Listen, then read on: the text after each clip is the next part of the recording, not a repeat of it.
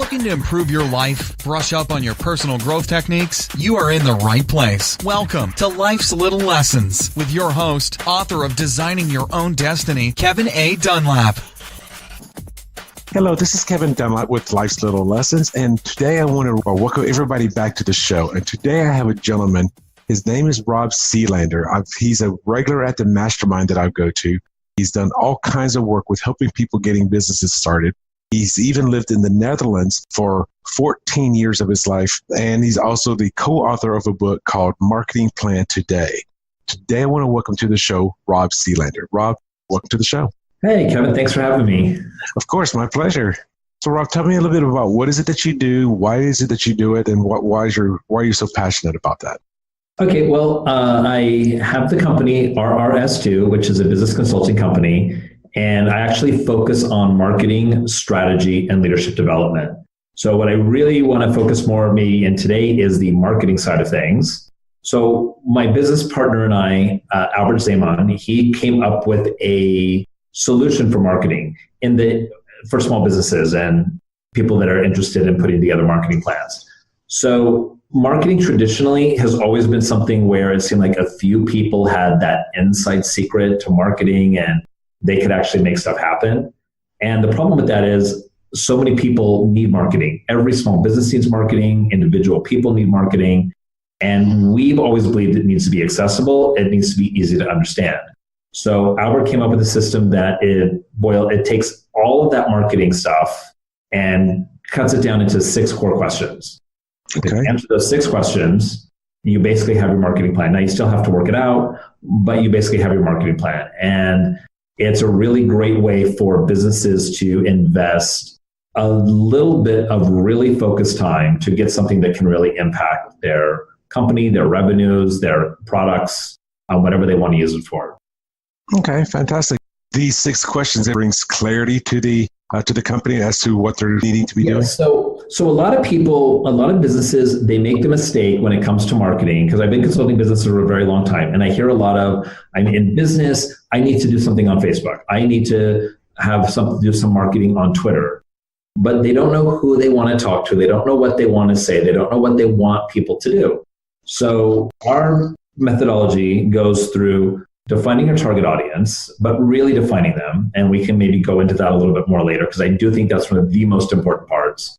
Understanding what role you play, understanding why people will love you, because you have competition right now. There's rarely a really brand new business or business idea where people don't have competition. But even if you're lucky enough not to have competition, the moment there's a hint that there's even a little bit of money to be made, there's going to be 10 competitors by the end of the week. And then with that, how do you stand out? I saw a study this week that said the average American living in a city now sees about 16,000 ads per day. That's a large number. Yeah. Phone, newspaper, billboards, commercials on TV. Right. And we live in Vegas. So people that live in like Vegas or LA or New York, I can't even fathom what that number must be. So you really have to stand out. And you have to stand out not for the general population. You have to stand out for your target audience. I can see an ad for, let's say, a Ferrari, and that's great that I've seen that ad, but I'm not in that target audience, and therefore that's wasted money, it's wasted time, it's wasted space on me. And then after that, it's really important for people to understand, what goals do you have? So what is it that you want people to do? And knowing how you are with setting goals and all that, I'm assuming we'll dive into that a little bit more later as well. And then from there, how does that translate into money, right? Because it's not just you talk to a customer and they open up their wallet. There's steps that they have to take and things they have to do to get to the end result. And what I hear a lot from businesses is they come back and say, well, I did this thing on social media and social media marketing doesn't work. Well, who are you talking to? Who's your customer? Well, everybody's my customer because I sell water and everybody on the planet needs water to survive, and therefore everybody's my customer. And that doesn't resonate with anybody. It really doesn't resonate with anyone. And it becomes this cycle where people say, well, social media marketing doesn't work. And so they try something else and that doesn't work. And they try something else and that doesn't work because the foundation of who they're talking to and what they want those people to do and what they want to communicate is not set. I can have all the bricks in the world and all the materials for building a house, but if I don't know what I'm doing and I don't know what I'm building and I don't know why I'm building it, it's not really going to matter. Right, and I get that, because if you're trying to market to everybody, or if everybody's your client, then really nobody is going to be your client, because like you said, it's hard to, let's say if I wanted to get a referral from you, Rob, and I say, hey, I want somebody that drinks water, you're not going to, or somebody that drinks milk or whatever. You may say, I can't fathom that. But I say, hey, Rob, could you send me any females between the ages of 35 and 45 that happen to be small business owners? That's getting a little bit more detailed. That's getting a little bit more specific. That's not specific enough. But and I'm going to disagree with you there, because that is another common mistake that I think a lot of businesses do. They use what I think of as secondary or tertiary information, stuff that really, it might matter at a level, but that's not how you define your target audience. If you think of your target audience, what are they trying to do? Right? So let's take your example, 25 to 35-year-old business owners, right? Some of those business owners just have their business as a hobby. They don't want to grow it. They don't want more customers. They don't want to do the revenue. My best friend's wife's a perfect example. She has her own business. She cuts hair. That's her mad money. That is her, I'm going to go on a shopping spree, or when we go on vacation, I want a little bit more money to spend. She has no intention of growing that. She does so many appointments a week and that's it. So if your target audience needs to be people who want to grow their business, then she's not your audience, even though she might fit that basic description. Okay. So then is it somebody who is looking to grow and doesn't know how?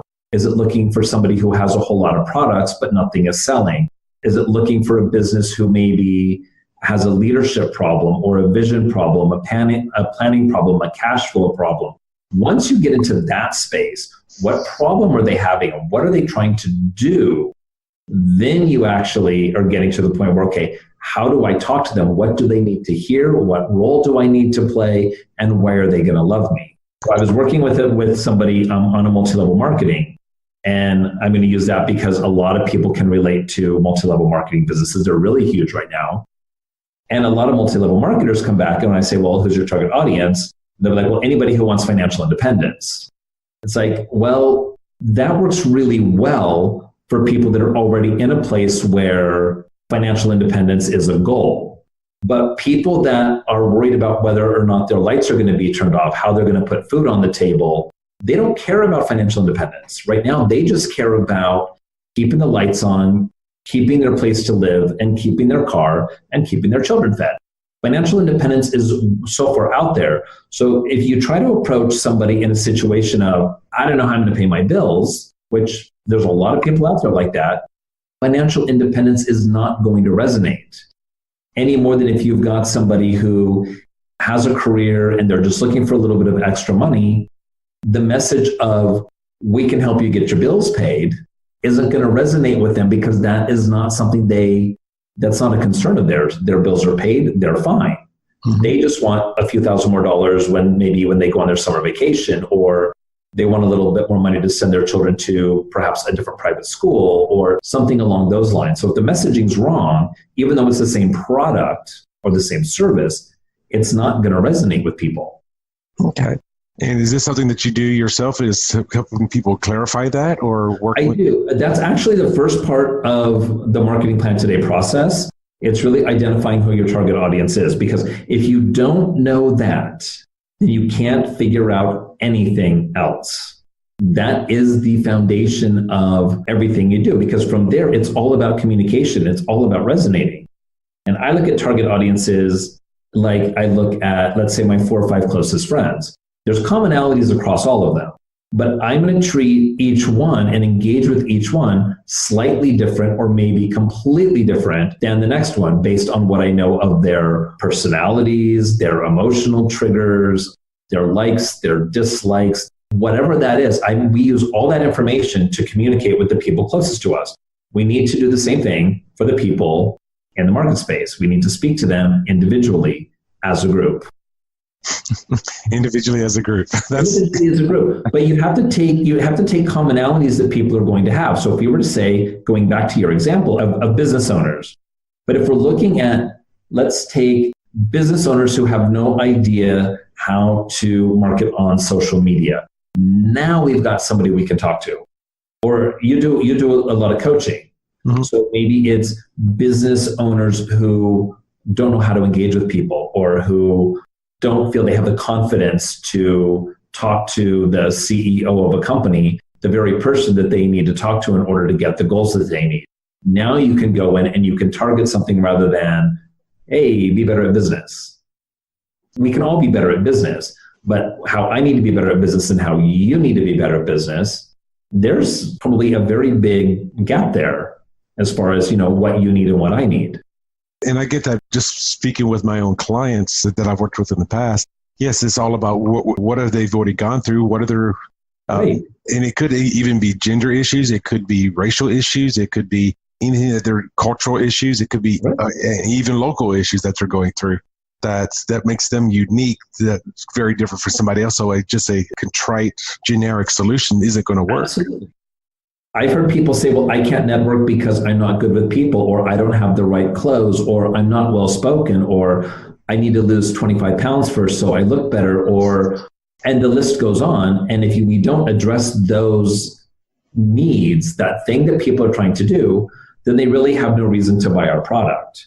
And a lot of people also make the mistake of, well, everybody needs this. Well, yes, we all need to eat a little bit healthier, but we don't care about that when we're in line at In-N-Out Burger. We care about that when we go to the gym and we're like, man, I really need to eat a little bit healthier. Or when we have something coming up where we need that. And that's the areas where we have to communicate with people. Well, I'm going to go off on a little bit of a tangent here, which often I do. In my book, Designing Your Own Destiny, I have, because you kind of hit the nail on the head with something that just triggered on my mind, is that most people have this concept of do, have, be. I need to do this to have this. I need to go to the gym to have the confidence to, therefore, then I will be whatever. And that's how most people tend to look at it. And I address it that from the personal growth perspective is you've got it completely backwards. You have to have be, do, have. You have to go out there and be, even if you're, let's say the whole fake it till you make it, or let me be confident, then I will have that, then I will actually do. So you start with that state of being first. So even Gandhi said, be the change you wish to see in the world. Mm-hmm. But you can really pare that down. Be the change you wish to see in your life, or be the change you wish to see in your business. It's all, that's where it all comes from. Okay, fantastic. With that being said, I mean, that was the beginning part of your marketing plan is getting that clarity. Are the other ones are just getting it even more detailed, or? You are getting detailed, but like I said, the first thing once we know who we're talking to, then we can figure out the role that we play in someone's life. So I'm going to use sneakers as an example of the role we play.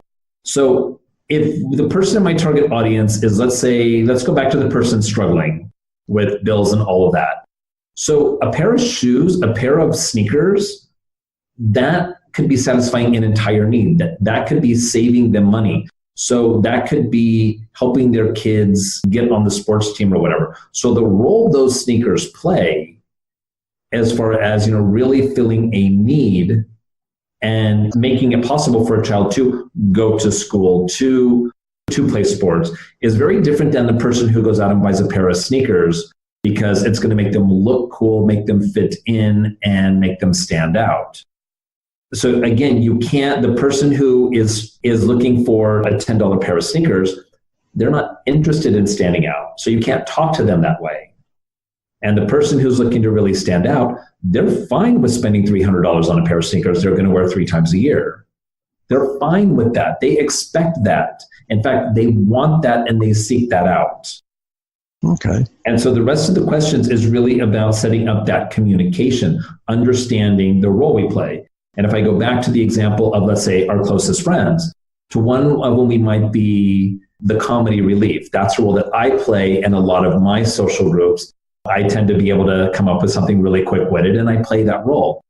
To somebody else, we might play the role of confidant, or we might play the role of relationship therapist, or we'll play the role of something else. And those roles constantly change, But when we're in it, we need to understand the role we're playing to do that to its most effective, right? If somebody comes to me really with a relationship issue, my going off and trying to make them laugh is not going to have a really good outcome. And if we're out having a good laugh and all of a sudden I bring up maybe a really serious part of their relationship, that's not going to go over well either. So again, it's this principles that we use automatically in our daily lives that for some reason, when it comes to talking to our target audiences and talking to our potential clients or our current clients, we seem to throw all that out the window. Like, well, I don't know how to talk to these people. It's like, what do they need? Where are they? How can you be personal with them? And what would you offer as advice if somebody is attempting to get clarity, but they're not exactly sure? How would they go out and find out more? Would you survey them to just try to? You can.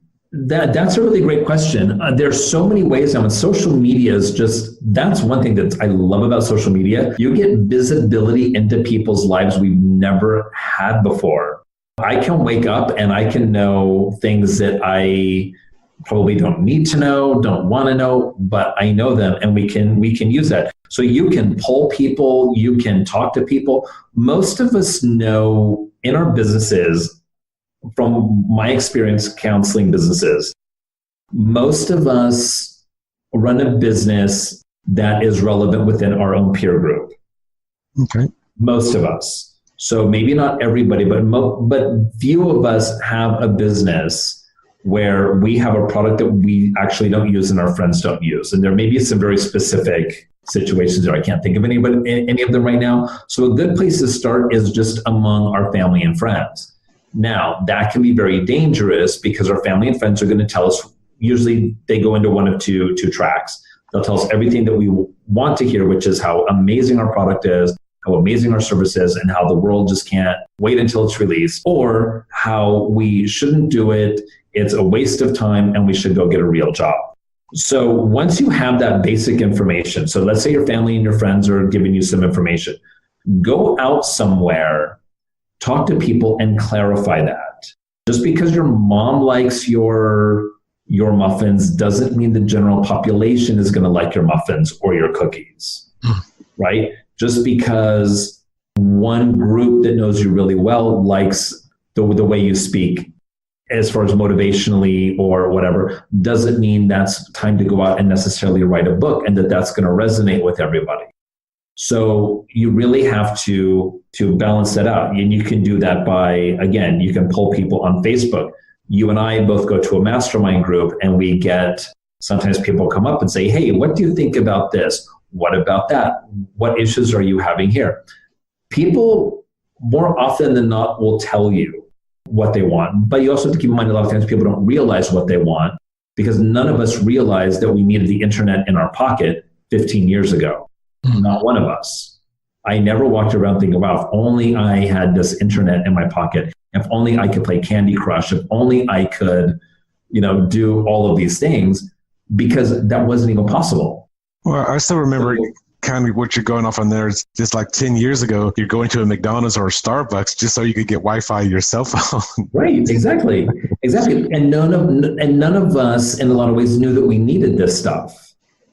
We just didn't know we needed it. And now that it's here, the world's ending if we don't have that Wi-Fi connection, or if our text message doesn't send 3 times or something. All of a sudden, we're panicking and all of that. So to do the market research like that and to resonate with your customers, it's really just about having the conversation.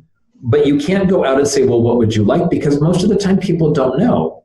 But if you can look at what people are trying to do, then perhaps there's a way that we can facilitate that a little bit.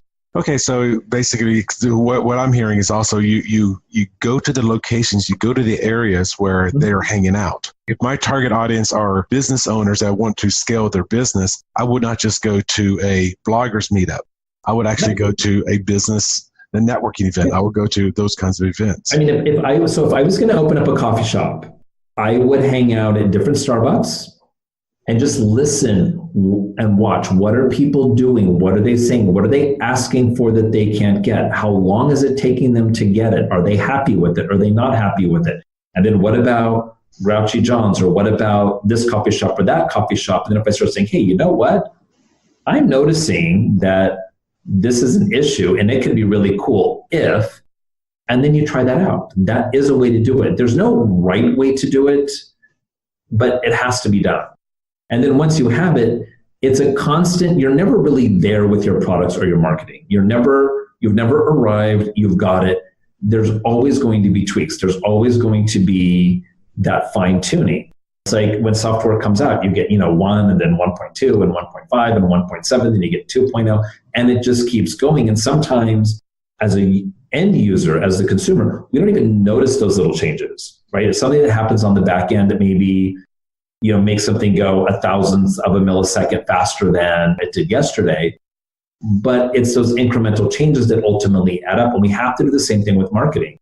So once you get that information, and you're never going to have all of it, that's just impossible. But you need to have enough to say, okay, this is what I'm going to do. And now I'm going to test this. And as people are using it or not using it, why are they not using it? That's a really good question as well. And I'm glad you brought that up, because you said that you come out with 1.1, 1.3, 1.5, 2.0. It's never done.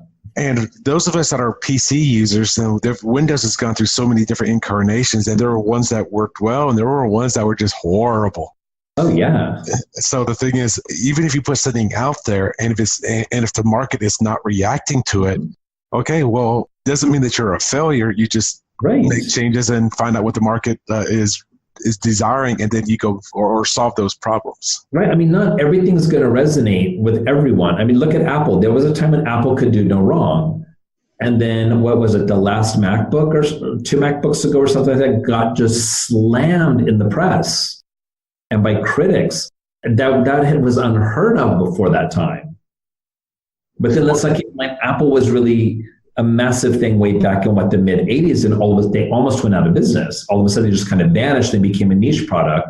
And then all of a sudden, they were back on everybody's tabletops with the iMac in it, everybody's pocket with the iPod, and then in everybody's phone, pocket again with the iPhone. And things change, and nobody's ever on top forever. Nobody always does it right. And to that, even if you've done things wrong, there's still a chance to right. I have a 9-year-old son, and I talk to him a lot when he can't do things and he tries 5 or 6 times.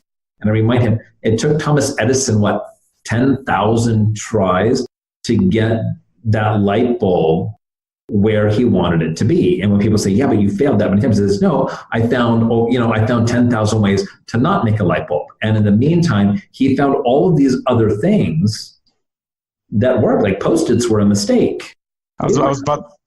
Bubble gum was a mistake. It was an accident. Yes. And it could have been very easy to say, I failed at this. My target audience isn't going to like that. And they were right. Their target audience probably wouldn't. But there was a whole other target audience out there that took that and it exploded. Well, there's a lot of things that are made by mistakes. Like I said, Post-it note, because that was going to come to my mind as well, because when they were actually making the Post-it notes, they were actually looking to make a super adhesive glue. Yes. And they ended up doing the exact opposite. They made it a very lightly adhesive glue. And it was Art Fry, I believe the story is, and if it's wrong, please, I don't want people, coming out that I don't know what I'm talking about, but that I believe he ended up using sort of the first version of Post-its as a placeholder in his hymnal, because the hymnal, the papers he was using would fall out and slide down and all of that. And he started using them for that. And then, of course, when you look at okay, again, what is my target audience trying to do? Or what is a person trying to do? Oh, all of a sudden, the dots start getting connected. And then you have something that resonates. And then you know what you're doing. You know the role you play. You know why people are going to love you and how you stand out and so on. It all comes back to the same formula. Okay. Well, Robert, we're getting more into the show right now, and now I wanted to learn a little bit more about you. I'm going to dovetail this show now into your successes. Now, you've been running businesses in the Netherlands. You've worked for different business centers here in Las Vegas. You've got your own business going right now. I know you do the Marketingplan Strategy. You've done it for me a few months ago. I know with the Mastermind, you've done a few of the other people there as well. Could you tell me a little bit about like your early successes, some of the successes that you made or achieved in the early stages of your business?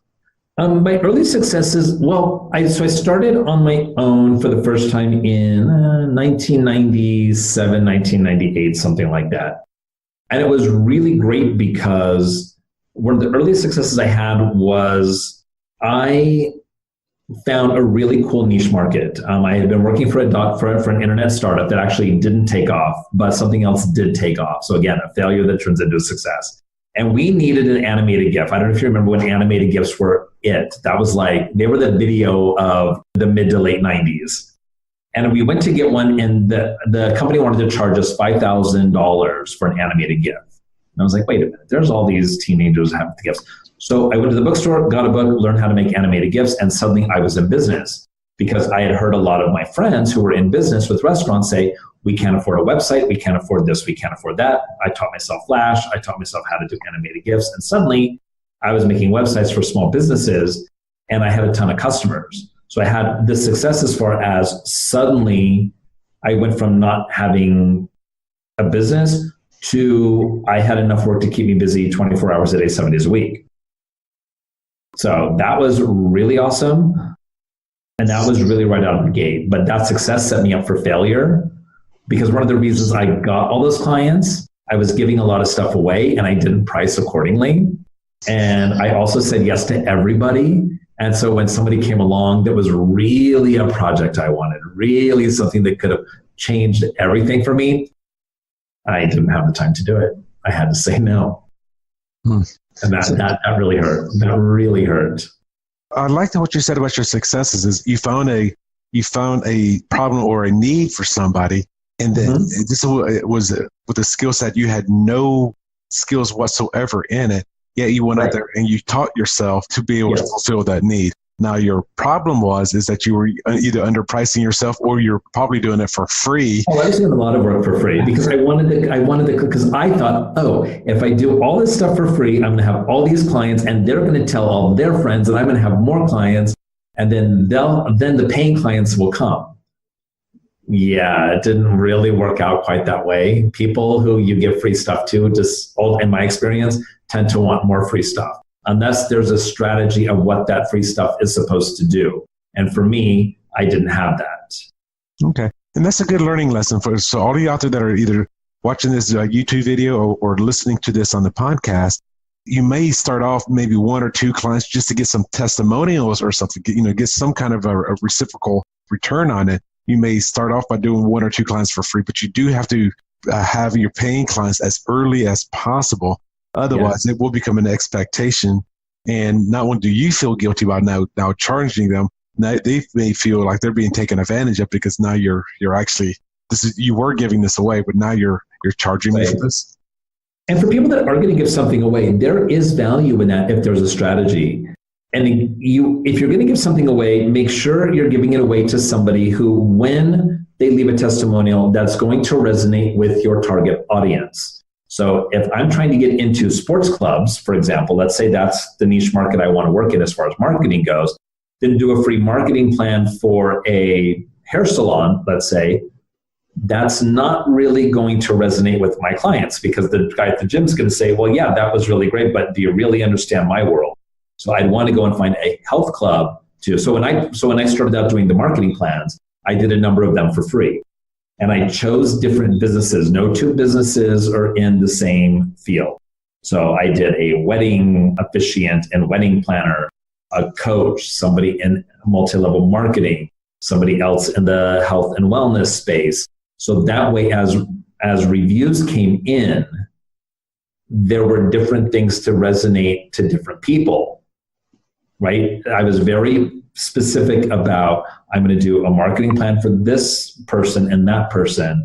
But I was also very specific about, and this is something that I really learned that really helped me a lot, who my target audience isn't. So who was I not going to do a free business marketing plan for or a free consulting for? Because there was no return on investment for me to do it for just anybody and everybody. And also, for those of you out there that are looking to give away things for free, there's times that you want to give things away for free, However, it could be what's considered what is known as a lead magnet. And a lead magnet is something that you give away for free for them to give you their email address so that you can contact them on a later basis. Or it could be something where, hey, buy this program and here's some free gifts. I will give you this free marketing plan if you enroll in this $200 a month program or, whatever it is. I mean, there's so many different ways that you can give stuff away for free.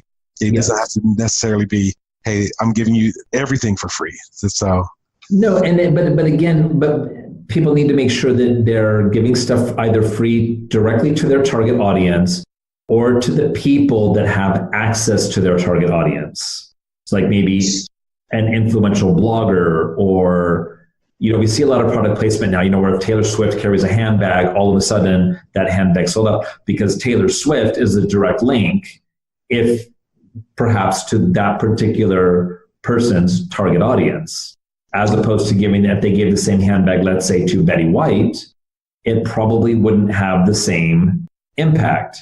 It will have the same impact. It's just a different demographic. Right, but most older people, because we tend to be, and I'm going to generalize here, a little more responsible with our money. And we know that having a handbag that Taylor Swift carried isn't going to change our lives and all of a sudden make us into different people. It could have an impact, but it's not going to have that type of an impact. Correct. There's very few people that can create a frenzy for something just because they wear it or use it or mention it. And Taylor Swift happens to be one of those people right now. Sure. Now, when we talk about successes, there's always the flip side of that. Those are going to be your challenges or your failures. Yes. Now, outside of the doing everything for free and you burning yourself out, could you tell me about some of your either more recent challenges and failures or some of your early ones? Well, one of my earlier ones was the biggest failure was not asking for help. And I'm a big one on asking for help. I didn't know I needed a target audience. I didn't know I needed to resonate with people. I was doing websites and this was back in the really late 90s, early 2000s. So basically, everybody needed a website and people were putting them together and it looked like they were a mess because none of us really knew what we were doing. It's like, let's just throw up a web page and it'll take care of itself. Because there was a time that, and I don't think a lot of people realize this, there was a time when this whole internet thing was a fad. It had been on news shows, this fad of the internet, how long is it going to last? None of us saw this. So I didn't realize I was one of those, everybody's my customer. And of course, that is not the case. That was one of them. And I didn't know that I needed those things. And I also didn't know on the back end of my business that I needed to file sales taxes, that I needed to keep track of my receipts, that I needed to, have licenses to use certain softwares. You couldn't just go out and use somebody's methodology without giving them credit. And again, that was when all of this was really new. And 5 or 6 years before that, we didn't have access to any of that stuff. It was kind of being figured out as we went along. So I made a lot of those kind of mistakes. Okay. Just not paying attention. I had a lot of ego because of having the success out of the gate. I thought everybody loves me, everybody loves my product. I'm going to be doing this, that, or whatever. And then a month would come along and I'd make, $10,000, $15,000. I'm like, oh my God, I've made it. I'm in my 20s and here I am and life is wonderful.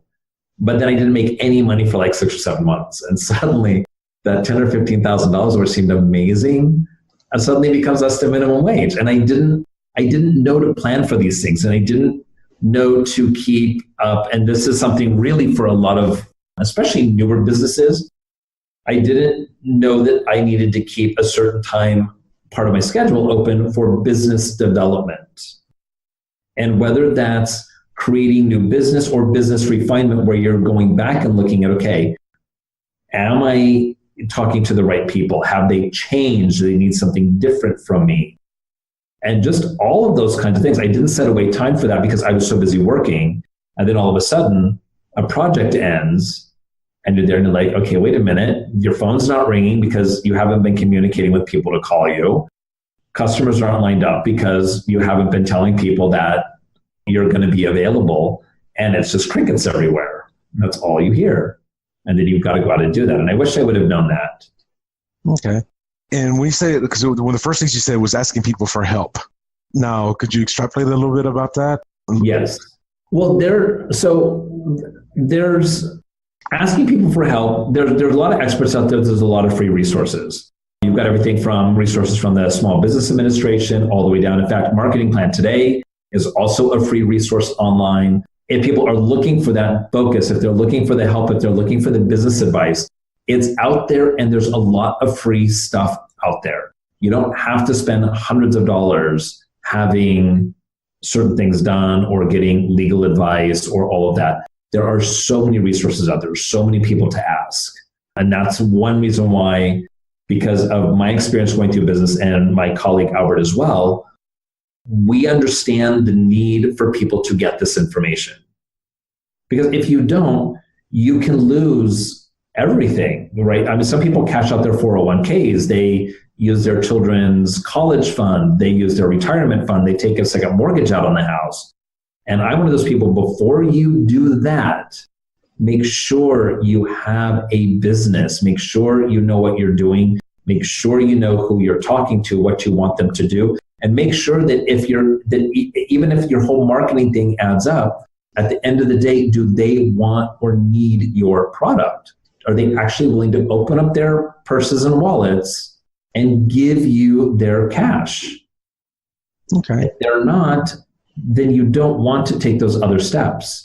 And I've seen business after business after business, unfortunately, just in the last 3 years, being a business consultant with an SBA nonprofit, come in and they're just devastated. They've lost everything. And they don't know how they're going to pay their mortgage. Their kids are now on their own for going to college. They sold their car. They maxed out all their credit cards. They did all of this stuff, and they didn't have to. So I'm very passionate about people having access to the right information that they need in order to be successful. And I personally do not believe that needs to be income or financially based. Yes, I'm not saying that, yes, I do workshops and I charge for them if people want them, but there's a free version online where people can help themselves. And the thing is, because I'm going to dovetail off of this a little bit, is for the asking for help is, don't try to always do it all on your own either. I mean, like you said, go to the SBA, go to these different organizations, and be willing to be vulnerable and ask these people those difficult questions. Right. And the thing is, even if first off, I've never met really anybody that can do the A to Z of business. People tend to either fall more in the creative, they can come up with the ideas space, or they're really in that numbers and they've got all the businessy part down, but they don't really understand customer relationships. They don't really have that thing that resonates with people. So you want to find people who can complement that or fill in those gaps.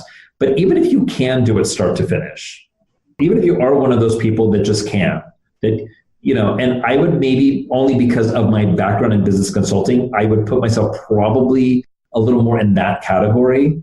I don't have the time, and there's no value in me doing that. There's no value in me taking, let's say, one whole day a month just to do my accounting and bookkeeping and all of that. That's a day that I'm not earning money. That's a day I'm not getting new clients. And I can pay somebody very, very little to actually do that for me. Even though I know how to do it, it's not in my best interest to do it. Well, and I'm glad you said that, because, just one thing that I'm just now hiring out to do, literally the show that's going to be launched this upcoming week, this broadcast could be a few weeks from now from where I'm actually talking. However, I just now hired somebody to do all the editing for this podcast. Normally, it would take me 4, 5, 6 hours just to do the editing on the audio alone. Of one podcast? On one podcast. So for a 40-minute podcast, you're spending an hour and a half recording it with, just from my experience now, with the sound checks, is the mic working and all of that. Right. Then you're talking for an hour. And then you're spending, let's just say, we'll go on the lower end, and you're spending 4 hours editing it. 4 to 5 hours editing it. An entire day. And then when I launch it, that's going to be another hour, because it's, to upload it to YouTube, upload it to my website, upload it to Podbean. that will go to iTunes, do all the graphics.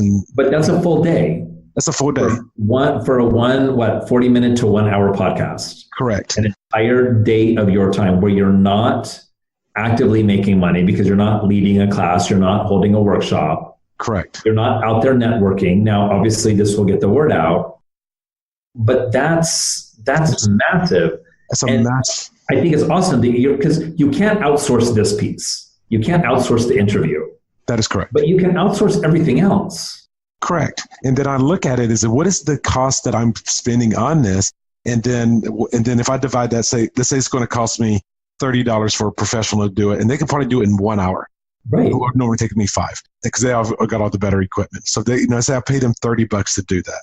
And if I'm doing that myself, that means I'm making $6 an hour just for the editing aspect of it. Right. It is not worth my time in the long run to keep doing this because otherwise because I'm working for less than minimum wage. Right.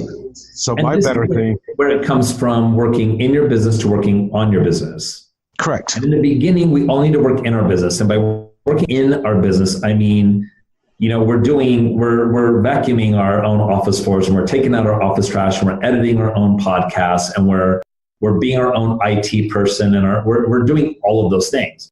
And that's necessary in the beginning and in a certain phase of the business. Correct. But there comes a point where if you stay there, you're going to cap out, because if you're spending a day doing a podcast, there's only so many podcasts you can do in a week or in a month. Correct. And let's say you monetize a podcast and you were saying, okay, I'm going to charge $10 a podcast. You're at a level, there's only so many you can do, and suddenly your income becomes 10 times however many podcasts I can do in a month. That's it. That is your maximum level times the number of listeners you have. Now, if you can spend time doing that and somebody else can do the editing, and now all of a sudden you're doing 6 podcasts a day, that changes everything. Yes. That changes everything. Yes. And for me personally, I found that I can't do stuff like my own website. Even sometimes, honestly, being a marketing person, I sometimes find it very difficult to do my own marketing in the vacuum with just myself, because I'm too emotionally involved. I cannot step back and be critical and say, really, is that really your target audience? Is that really the best you can do? Because for me, my biggest, and you've heard me say this probably even when we were working on your marketing plan, so what and who cares? Okay. And that's very hard for me to do for myself because I'm emotionally involved. So what I do is, yes, people can do the marketing plan for free online, and I'm happy to look at them and review them. But when I do a workshop, it's really about being that challenger, really making sure that you've thought about things that were really at the kernel of things. I can't do it by myself as effectively as I can do it with somebody helping me. And I've been doing marketing for in some level, close to 30 years. And I've had access to a lot of amazing minds. And I still sometimes hit the wall where it's like, I just need somebody to walk me through it, help me through it, get me through the creative block or whatever it is you want to call it. We all need it. It doesn't matter how much of an expert we are. And that's true. And this is making me think of a book, and I think you and I have talked about this before. And I feel that most business owners, especially if they're thinking about starting a business, this is a very, very critical book to read. And it's a book called E-Myth Revisited by, I think it's by Gruber. Okay. Is the person. And E-Myth, the E does not stand for electronic, like I would normally think it is. It stands for entrepreneur. So what it does is it breaks every business down into 3 core components. And what it normally says is, hey, if you're an expert, and this, when I read the first 2 or 3 chapters in the book, it made me angry. I mean, I was just wanted to throw the book out the window, across the room, or whatever. It made me that angry. And essentially what it said was, if you're an expert in a field, and so you work at a 9-to-5 job, you work in a day job, and you're the expert. And what the book says is that if you're the expert in the field, is the chances of you succeeding in your own business is low. It is better that you are not the expert, and your chances of succeeding are much higher. Mm-hmm. And it may go against popular thought, like, why would let's say, and the example they use in the book is a baker. You work for this great bake shop, You make some phenomenal pies. You make phenomenal cookies. He said, you know what? I'm going to open up my own shop. And it's because that you are a great baker is why you will, why your chances of failing is so high. And, it's contradictory to what you may be thinking until you go into what the book talks about. There's just 3 levels of every business. There's the technician, that's the person that's the expert at doing the job. There's the manager, and then there's the entrepreneur. The worker is great at baking the cookies. The manager is good at leading people in the store. And the entrepreneur is the dreamer, is the thinker, is the one that says, well, how can I open up 7 more shops by next week? Because you're coming into that job as the technician, you don't know how to be the other 2.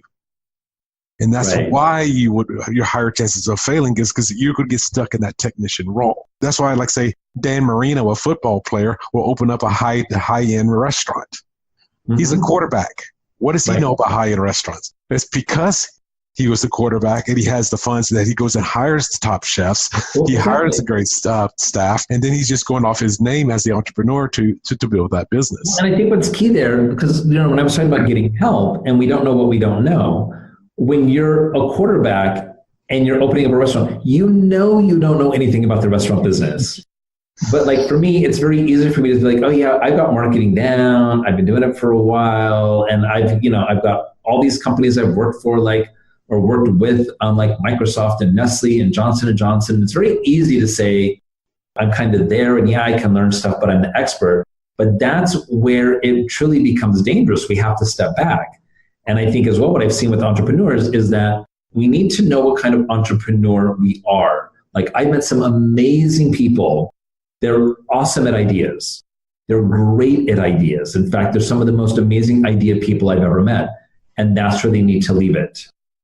They need to come up with the idea and they need to push it off to somebody else because they're not people. They are not starting a business people. They are not motivator people. They are just creative idea people. Okay. And where they make the mistake is trying to then become all these other things. And I think that's, I like that part, that story that you told about the book with the 3 roles, because I think a lot of us don't realize where we are. And we think, well, because I'm an entrepreneur, this is how it's going to be. And that's usually not it at all. Mm-mm. It's usually not it at all. Well, and that is why I like the book, because the book also goes into, let's say you're starting off as a solopreneur, which basically just means you're a solo person that's an entrepreneur. Mm-hmm. And the book will say, okay, write down all the roles of your company. Okay, who's the advertising guy? Who is the website person? Who is the marketing person? Who's all of these people? And you write down their names. And even though your name may be in all of those spots at the very beginning as a solopreneur, mm-hmm. However, now you start trying to figure out, you start putting in the roles of those people. Okay, who's the manager of the marketing department? And then who are they managing? He says, okay, this is the social media person, the Facebook person. This is the Instagram person. This is the online Craigslist, whatever it is that you're going to be marketing. You have those roles and you write down your name is in all of those. Then you, at some point in time, as you're growing your business, you start filling those roles. You start putting people into those positions. Like myself with hiring the guy that's going to be editing this particular podcast. Mm-hmm. I know I'm no longer doing that anymore. So I've got a person that's filling that role right now. Then I will be hiring the person that's going to be, okay, how do you upload it to YouTube and Facebook and all of these things? Another hour. I'll be looking for somebody to upload. Now all I'm doing is recording the show, putting this thing on Google Drive, right. and giving the link to somebody. So, and how many podcasts do you do on an average week? At the recording of this show, this is number 14. And you got to realize I only started recording a month and a half ago. Okay, so in a month and a half, you have used, just based on your own example, 14 days of your own time. That is 3 working weeks of your time recording and editing and doing all of that stuff. At the recording of this video or this audio, I've only on my own, I've done 9 actual editing. So I've still got 3 or 4, counting you, they've got 3 or 4 that needs to be edited. Right. But you've spent 9 days for 9 hours of content. Yes. 9 days that you could have had day long. And I'm not trying to make you feel bad, but just so that people realize, just outsourcing that one thing, you've gained 2 weeks If you just stay on this schedule, you spent 2 weeks, 2 working weeks, 9 days. You could have had workshops. You could have had paid webinars. You could have had a paid speaking stuff. You could have done all those things. Yes. Then However, I learned what I wanted. I wanted to know what the show sounded like. So I did the work myself so I understand what the process is. Right. And for me, just using this podcast as an example, the reason it takes so long to do the editing is because I take out all the breathing. I take out the ums, the uhs, any kind of pauses or any kind of audio mistakes. I have to take those out. I'll do the same thing with the video if there's any video mistakes. And there was, at the recording of this video, we had 2 mistakes so far that I will be taking out. So, and then just uploading it to, let's say, Audacity. It takes 10 minutes to upload it to Audacity. Right. There are so many kinds of normalizations of the video, of the audio, because we're coming from 2 different microphones from 2 different locations. I have to bring the levels together. Right. So that's another hour in itself, just doing all of that leveling out. So there is a lot of time. And a lot of it is just me just sitting around twiddling my thumbs, waiting for something to, it's called rendering, waiting for something to render. You may say, okay, let me get this process going. It's a 45-minute video. It's going to take 5 minutes to render. Like, okay, so. See, and there's nothing wrong with you having done that. Where that becomes a problem is there are people, and I've counseled so many of these people, that a year later, they're still in the trenches like that.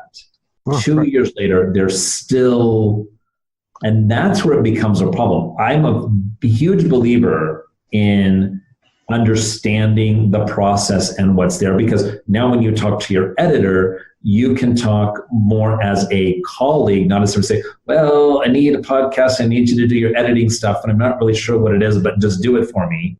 That's what I love about the fact that I know how to make websites. I don't want to make websites. I don't like making websites, but I know how to make a website, and I know how a website engages with the database. So if I need to talk to somebody about it, I can at least hold my own. I know where they're coming from. If they mention this or that, I can ask questions. They're like, oh, you know what you're talking about. I'm like, just enough to know what questions I need to ask. And that experience is going to serve you very well. Mm-hmm. And it's going to also serve you very well that you're not doing those things anymore. So, so now, so I just want to make sure that people don't think, anybody listening doesn't think that I'm saying, you know, you should outsource this and not do any of that stuff. It's your business. I believe you need to know every moving piece of your business. But once you understand it, you don't need to be the one making that piece move anymore. Either hire somebody, hire an employee, or you outsource it to a third party.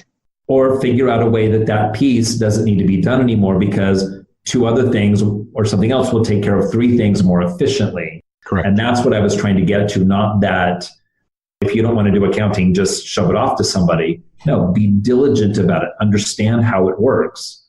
And then get the person who can actually do it for you. And then, of course, when you get it back, you review it. So, because you're like you said with the websites, you understand like, okay, this is how it's supposed to look. Me with the podcast, I will listen to it again before I broadcast it to make sure it sounds good. The lady that's being launched this week, the very first one that's being edited, when it came back, he took out all the uhs and ums and what have you. However, he deleted those spaces. And the problem was, it may sound like, well, isn't what he's supposed to do? I go, well, yes, but no. Because when she was talking, when she said one sentence, then she said another sentence, it was like, she's saying she's talking way too quickly. I need to go back in there and put in that quarter-second, half-second pauses. See, you know this because you worked on it. You would if you wouldn't have known it, and he said, yeah, but that's just how it is, you would have been like, oh, okay, that's just how it is. I don't like it, but I'll accept it.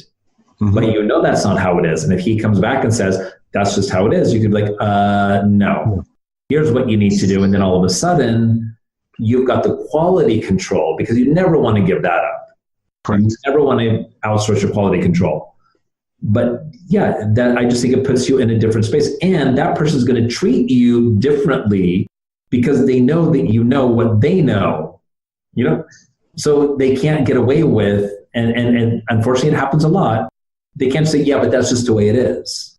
And like you just said as well, I don't like it, but I'm okay with it. Okay, well, I've got 5 more shows for him to edit. Now he knows what my criteria is. Mm-hmm. Right. Same with you with doing a website.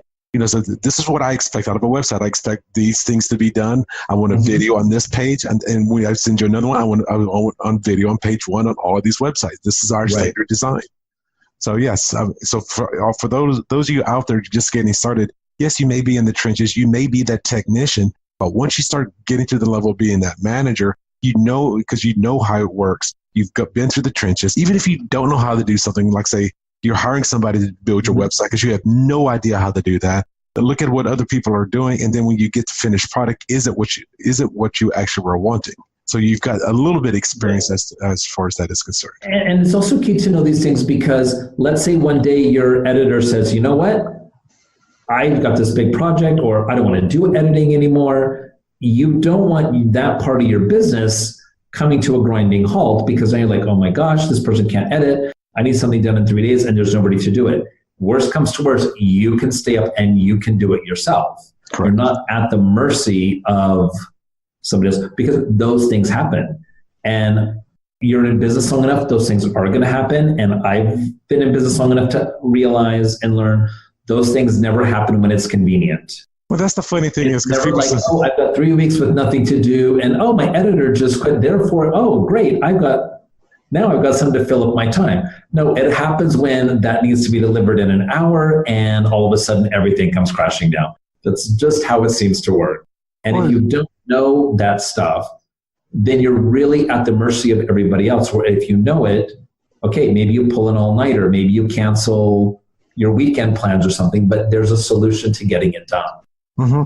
And yeah, you may be a little rusty at it when it comes back to you, but you still have some experience with it. So yes, very good point. Now, as we're about to wrap up the show, because we've been here going on about 57, 58 minutes now, is there any last tidbits of information or any last tidbits of advice that you would offer somebody that's listening or watching this show?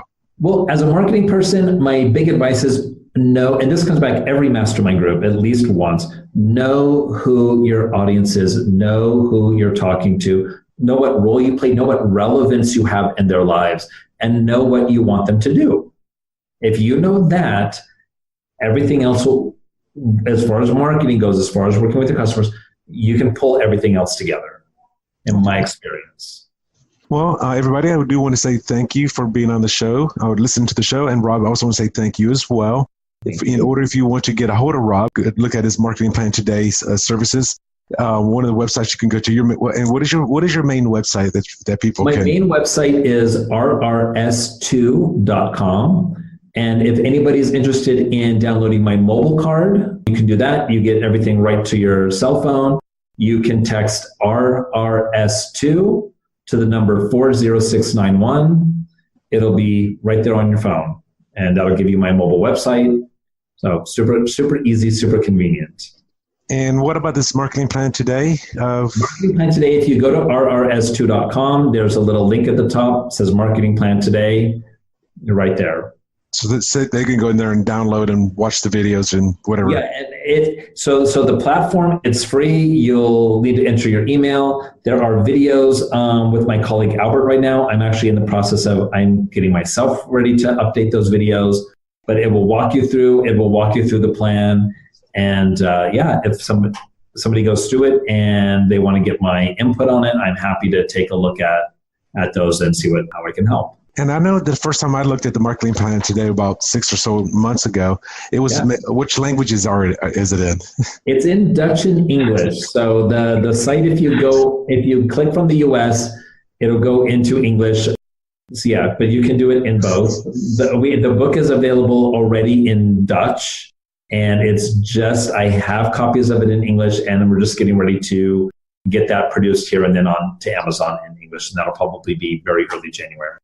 So again, that's RRS2.com. If for some reason it goes into the Dutch format, you can convert it to English. Flag at the top right, you can just click the American one. Fine, yeah. So I was just saying that for those of you that might be in Canada or Australia or another country. True, yeah. That if you see that, if it happens to download in the Dutch, don't panic. You can't convert it to English. It's supposed to download in English for anybody outside the Netherlands. Okay. So If that doesn't, actually, please send me an email. Let me know. We'll get that taken care of. As much as I would love to go to all the countries and test and make sure that actually works, because travel is one of my big passions, I unfortunately cannot go to other countries and do that yet. So yeah, definitely, I'm more than open to emails on that if something's not working right in a certain country. Okay, well, thank you. I just wanted to point that out because I had seen it in Dutch, so I just wanted to make sure. Right. We were doing a lot of changes when I was working with you. So. Oh, okay. Hopefully those are all taken care of now. Okay, so right now, if you want to get a hold of Robb to learn more about these marketing plans that he can assist you with, go to RRS2.com, right. Or you can also contact him and get his mobile business card by texting to the number 40691. In the body of the message, type in RRS2. Now, capitalization should not matter. So if you have, okay, so RRS2 to the number 40691. So Robb, I do want to say thank you for being on the show today. And yeah, I just want to say thank you. It's been a pleasure having you on the show again. Great. Thanks, Kevin. Thanks a lot. My pleasure. You guys have a good day. Bye-bye. Thanks so much for listening to this episode of Life's Little Lessons with your host, author of Designing Your Own Destiny, Kevin A. Dunlap. For more great content and to stay up to date, visit kevinadunlap.com, facebook.com/kevinadunlap.author, and on Twitter @KevinADunlap. We'll catch you on the next episode of Life's Little Lessons.